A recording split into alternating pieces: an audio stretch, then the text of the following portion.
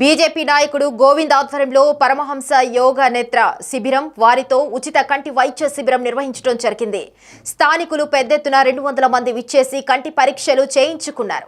ఈ కార్యక్రమంలో బీజేపీ రాష్ట్ర నాయకులు క్షత్రియ బాల సుబ్రహ్మణ్యం సింగ్ మాట్లాడుతూ గోవింద్ ఆధ్వర్యంలో ఈ శిబిరం నిర్వహించడం ఎంతో అభినందనీయమని, అలాగే ఉచిత కళ్లజోళ్లు పంపిణీకి సహకారం అందించిన పారిశ్రామికవేత్త బీజేపీ రాష్ట్ర నాయకులు కంటిపూడి సర్వనాయుడికి అభినందనలు తెలియజేశారు.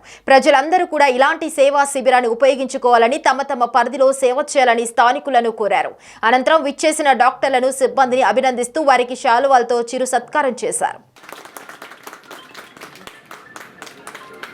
పరమహంస యోగా కంటి వైద్యాలయం వారి చేత ఇవాళ 46వ డివిజన్ నుండి ఆనంద్ నగర్ దుర్గమ్మ గుడి వద్ద యువనాయకుడు శ్రీ పసిరెడ్డి గోవింద్ గారి ఆధ్వర్యంలో ఉచిత కంటి వైద్య శిబిరం ఏర్పాటు చేయడం జరిగింది. దీనికి ప్రజల నుంచి మంచి స్పందన వచ్చింది. ప్రజలందరూ ఉదయం 9 గంటల నుంచే ఈ కార్యక్రమం ఏర్పాటు చేయడం జరిగింది.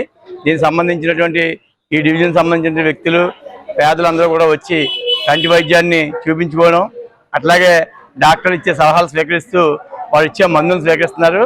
అలాగే ఎవరికైతే కళ్ళజోడు అవసరమైందో వాళ్ళకి కూడా కళ్ళజోడు ఇవ్వడం కోసం వీళ్ళందరూ కూడా ప్రయత్నం చేస్తున్నారు.